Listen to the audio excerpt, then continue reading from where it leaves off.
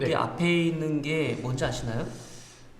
이건 쌀인 것 같은데. 그쵸, 예, 쌀은 쌀이고. 네, 다 알겠죠. 네, 이거는 그리고 저 이건 처음 뭘까요? 보는 것 같아요. 아, 이거는 술을 제조할 때 사용하는 네. 누룩이라는 거예요. 누룩이요? 네, 누룩. 그러니까 누룩의 어원이나 뭐 이런 것들은 확실하게 나와 있지는 않지만 네. 이 누룩을 만들 때 밀을 반죽해서 꽉꽉 밟거든요. 네네. 그러면 이렇게 단단하게 만들어진 거고, 그 다음에 이거를 빻아서 이렇게 만들어 놓은 거라고 생각을 하시면 돼요. 그래서 우리나라 술의 가장 큰 특징이라고 할 수 있으면 여기 있는 쌀과 그 다음에 누룩, 그 다음에 물, 이 세 가지를 혼합을 해서 술을 제조를 할 수가 있는 거죠. 아, 그럼 그 세 가지만 있으면 술을 만들 수 있어요? 근데 이 세 가지만 있으면 모든 술들을 다 만들어낼 수가 있어요. 그러니까 우리나라에서 나오는 대부분의 술들도 이 세 가지를 이용해서 술을 만드는 거고, 거기에 예를 들어서 뭐 인삼을 넣었다거나 그래서 꽃을 넣었다거나 이런 거에 따라서 술 맛이나 향이 다 달라지게 되는 거죠. 거기서 이제 이름이 붙을 수도 있겠네요. 그렇죠, 그렇죠, 그렇죠. 이 세 개로 어떻게 술을 만들어요? 여기 이 쌀에는 네. 우리가 술에서 제일 필요한 전분이 굉장히 많이 들어있어요. 네네. 전분이 많이 들어있고, 이 전분이 발효가 일어나면, 전분이 분해가 되면 포도당이라는 게 되거든요. 네. 그럼 포도당이라는 게 되면 이 누룩 안에 있는 효소하고 효모, 우리 눈에는 지금 보이지 않죠? 뭐 보이시나요? 아무것도 안 보여요. 네, 대부분 여기에는 곰팡이하고 효모가 있어요. 그럼 그 곰팡이가 여기에 있는 포도당이나 이런 것들을 이용을 해서, 그 다음에 효모가 이 포도당을 이용해서 알코올을 생성을 하게 되는 거죠. 또 하나가 뭐가 있죠? 물. 물이 있죠. 근데 그 물은 우리가 보면은 대충 물은 뭐 너무 흔한 거야 뭐 이렇게 생각할 수 있잖아요. 네. 근데 대부분 보게 되면 우리나라의 물이 굉장히 중요한 게, 막걸리는 알코올 도수가 한 6에서 한 8% 정도 네네네네. 되거든요. 그러면은 90% 이상이 다 뭐라는 거죠? 물이라는 거잖아요. 그러니까 물이 좋지 않으면 우리나라에 막걸리나 약주 같이 좋은 술이 나올 수가 없는 거예요. 그러니까 물이 좋기 때문에 우리나라에 지금 이러한 술들이 나오게 되는 거죠.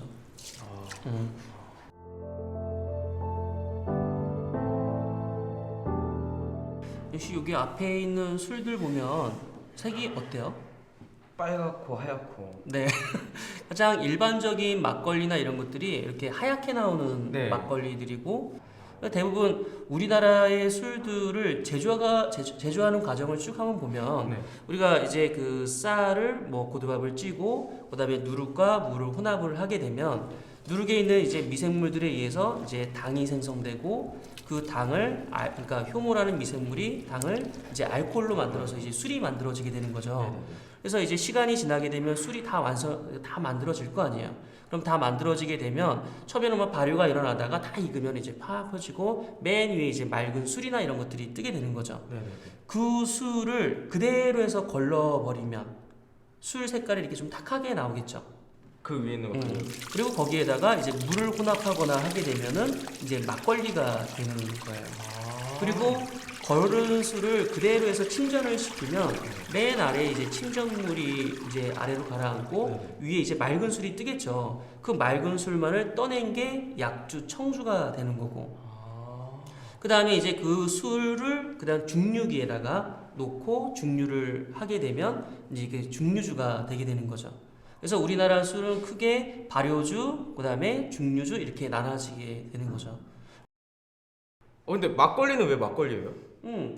그 막걸리의 그 막자가 네네. 그 부사의 의미로 두 가지 의미가 있어요. 하나는 대충이라는 의미가 있고, 하나는 아무렇게나라는 의미가 있어요. 그러니까 대충 아무렇게나, 그 다음에 또 하나가 지금이라는 의미가 있습니다. 그래서 대충 막 만들었다고 해서 또 막걸리라고도 하고, 지금 막 만든 막걸리라고 해갖고 지금 그 막걸리라고도 하는데, 과거에는 대충 아무렇게나라는 의미로도 많이 사용이 됐었어요. 왜냐하면 막걸리를 먹으면 머리 아프다, 트림 나온다 이렇게 얘기를 하는데, 네. 실적으로 지금은 원료가 굉장히 좋고 잘 만들기 때문에 그런 것들은 전혀 아니거든요. 그러니까 지금은 그러니까 막걸리의 막자가 대충 아무렇게나라는 의미로 사용되지 않고 지금이라는 되게 신선한 의미로 사용이 되고 있는 거죠. 그래서 우리가 대부분 보면은 이렇게 탁하게 내린 것들, 그러니까 물을 혼합해서 도수를 낮춰서 만든 술을 이렇게 우리가 막걸리라고 하죠. 여기 이제 주종에 보면 탁주라고 돼 있는데, 탁하다라는 이제 의미를 가지고 있어서 탁주 이렇게 표현을 하기도 합니다. 근데 사실 탁주라기보다는 우리 조선 시대에는 백주라는 의미도 많이 사용이 됐었어요. 흰술. 흰술.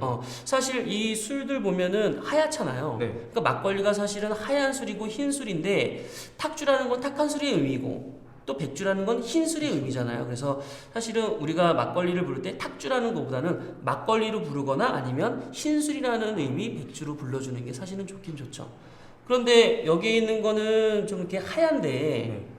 오른쪽에 있는 거는 되게 붉잖아요, 그죠? 네, 같은 막걸리인데. 같은 쌀을 사용해도 이게 여기에 있는 쌀은 그냥 기본적인 우리가 쌀을 사용하는 거고 이쪽에 이제 붉은 색깔이 나는 막걸리 같은 경우는 홍국이라는 그러니까 일반 쌀에 붉은색 곰팡이 균을 입혀서 만든 막걸리예요. 그래서 술을 만들게 되면 이렇게 붉게 나오게 되는 거죠. 맛이 어때요? 되게 달콤해요. 막걸리 달콤하고? 그냥 저희가 먹던 막걸리가 아니라 막걸리에서 약간 달콤한 맛도 나면서 그러니까 와인을 먹은 느낌이라고 할까? 와인 같아요, 약간 느낌이. 일단은 달콤한 맛이 나는 거는 술의 달콤한 맛은 우리가 이제 술을 제조할 때 쌀을 넣잖아요. 네. 거기에서 이제 당분이 생성이 되는데 그 당분이 남아서 단맛을 느끼는 거고 이 술을 따게 되면 탄산이나 이런 것들이 쭉 올라와요. 네. 그리고 술명이 이화백주죠. 이화 맥주? 왜 이화가 백꽃을 말해요. 백꽃. 그러니까 백꽃이 굉장히 희잖아요. 예. 그러니까 흰 그 백꽃의 의미로 이화 백주라고 이제 이름을 지은 술이라고 보시면 되고 아까 왜 술 취한 원숭이가 약간 붉은색에 초점이 맞춰졌잖아요. 예. 이 술 같은 경우는 흰색에 초점이 맞춰져 있는 흰색. 술이라고 보시면 돼요. 전혀 대비되는 술이라고 볼 수가 있죠. 한번 먹어볼까요?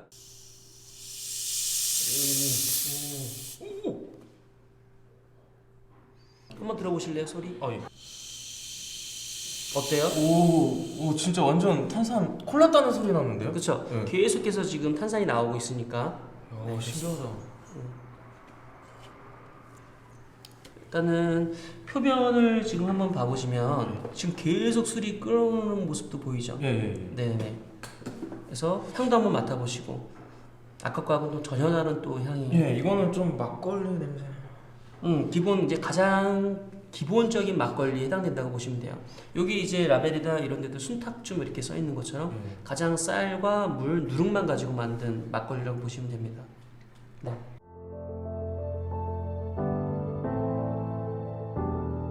앞에 있는 술들은 약주예요. 약. 그 밑에 이제 침전물이 가라앉고 위에 맑게 돼 있는 술만을 떠낸 술이라고 보시면 될 것 같아요. 그 소국주라고 한번 들어보신 적이 있으신가요? 소국주요? 네. 소국주는 한 번도 들어본 적이 없는데. 근데 들어보셨어야 돼요. 왜냐하면 소국주는 우리나라의 대부분 술을 좋아하시는 사람들은 소국주라는 이름을 모르는 사람이 거의 없습니다. 우리나라의 그 삼국시대부터 계속 전해져 오는 그런 술이에요. 그러니까 좀 색깔이 어떤 것 같아요? 색깔은 가을을 표현한 것 같아요. 아, 어떻게 아셨습니까? 여기 국화가 국화 그런 건가요? 네네. 그래요? 그러니까 우리가 아까 말씀드렸던 쌀, 물, 누룩과 네. 거기에 이제 국화나 이런 것들이 네, 같이 첨가. 들어가요. 그래서 일반적으로 이 환산소국주를 만들 때 그 밀 누룩이 들어가고 그다음에 국화나 이런 가양제가 들어가기 때문에 나중에 우리가 이제 술을 마셔보게 되면 그런 꽃이나 가양제에서 나오는 그런 향이나 이런 것들을 우리가 맡을 수가 있는 거죠.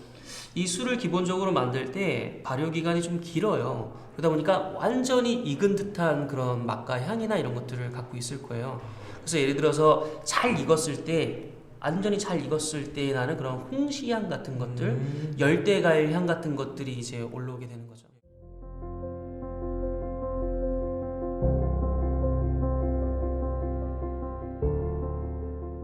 과실주는 과실을 발효시켜서 만든 술이 과실주예요.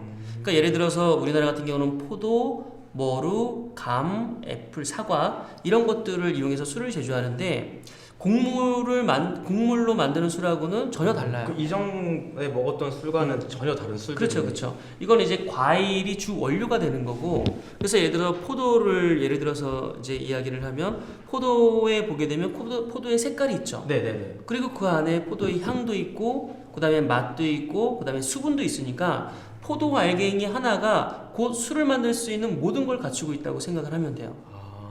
그래서 이렇게 포도를 으깨고 그래서 거기서 으깬 거에다가 예를 들어서 효모를 넣어주게 되면 그 과실란에 그 포도당이 있으니까 자연적으로 이제 발효가 진행이 되는 거죠. 그 포도로 만든 그랑코트 화이트를 한번 마셔볼까요? 좋습니다. 네. 네. 색이 어때요? 약간 구릿빛? 구릿빛? 네. 자, 요거를 한번 그럼 우리가 시음을 해보도록 하겠습니다. 이것도 색이 예쁘네요. 대부분 이제 과일의 색이나 이런 것들이 그대로 좀 나는 경우가 많이 있으니까. 그리고 일반적으로 포도 같은 경우에는 포도 껍질에 있는 색이나 이런 것들이 이게 술에 밴다고 보시면 될 것 같죠. 대부분의 그 와인의 색깔은 과실의 색이나 이런 것들이 그대로 묻어나기 때문에 굉장히 아름답죠. 그리고 대부분 이제 적포도나 이런 것들을 만들게 되면 약간 붉은 색깔 계열의 그런 흑진주 뭐 이런 색깔들이 많이 나게 되는데 이거 같은 경우는 완전 화이트도 아니고 완전 레드 와인에 속하지도 않고 약간 우리나라의 독특한 그런 그 중간 정도의 그런 색깔을 좀 가지고 있죠. 네. 와인도 전통주인가요? 당연히 전통주죠. 근데 일반적으로 쌀만 가지고 만든 술이 전통주는 아니고 기본적으로 우리나라에서 생산된 원료를 이용해서 만든 술은 다 전통주라고 볼 수가 있죠.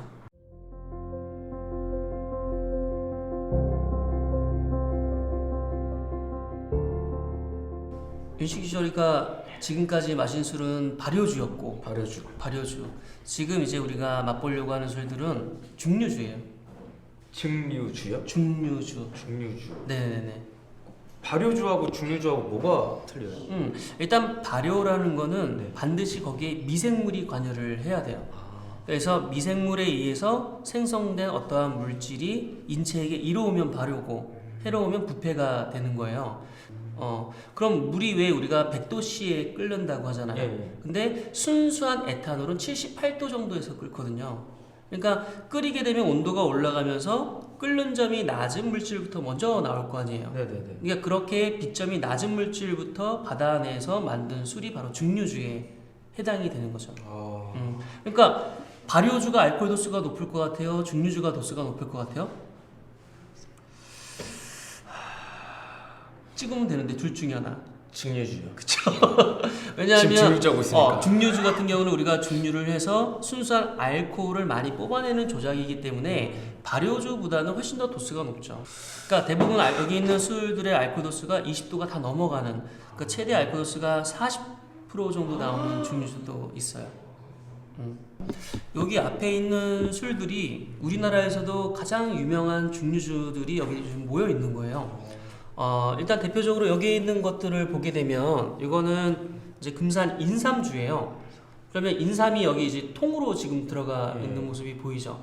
그래서 일반적으로 중류주에 여기 인삼을 넣어서 약용주로서 이제 만든 술이죠. 그러니까 왜 이러한 인삼주 같은 경우는 사실 그 우리 어렸을 때 보면 부모님들이 그 인삼에다가 중류주 부어놓고 그런 형태의 술들이라고 생각을 하시면 될 것 같아요.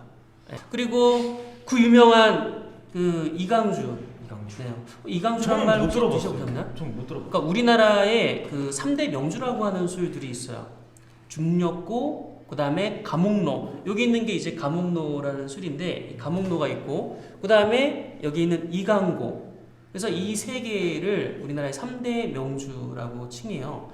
아까 우리 조선의 3대 명주라고 했던 이강주고, 근데 대부분 이제 사람들이 이 시음을 할 때, 그냥 이강주인가 보다 어떤 맛이 날까 이렇게 해서 먹어보고 그런 게 아니고 항상 술을 보면 뒤에 라벨이 있잖아요. 네. 이 라벨에 보면 어떤 것들이 들어가 있는지 이런 것들이 기록이 돼 있어요. 그래서 이런 것들이 들어갔으니까 이런 비슷한 맛이 나겠구나라고 생각을 할 수가 있죠. 이거 한번 봐보실까요? 좋은 팁인데요. 여기에 보게 되면 원재료명 이런 것들 나오고 뭐 이렇게 소매분, 정매, 그다음에 배, 생강, 울금, 계피, 꿀 이런 것들이 들어가죠. 그러니까 기본적으로 그런 가양제 성분들이 들어가니까 이 중류주에도 그런 향이 나겠구나라고 생각하고 먹으면 훨씬 깊이 있게 시음을 할 수가 있게 되죠. 생강, 울금, 계피 뭐 이런 것들 배가 들어가니까 먼저 향을 한번 맡아서 어떤 향이 나는지 한번 볼까요? 이게 알고 맡으니까 더 훨씬 더 그렇죠. 오는 것 같아요. 네. 그 향 같은 게 생각하고 맡으니까 아까 모르고 맡았을 때보다 네. 훨씬 더 좋은 것 같아요. 그게. 처음에는 사실은 그런 것도 되게 재밌어요. 그러니까 먼저 맛을 보고 향을 먹고 향을 맡고 맛보고 아 뭐가 들어갔을 것이다라고 보고 그다음에 이걸 보면 맞추면 되게 희열이 느껴지죠. 아, 그것도 좋은 것 같아요. 네. 근데 처음 드시는 분들은 가능하면 라벨에 있는 정확한 정보를 보고 아 이런 것들이 들어갔구나 이런 것들을 꼭 보고 이렇게 시음을 하는 게 좋겠죠.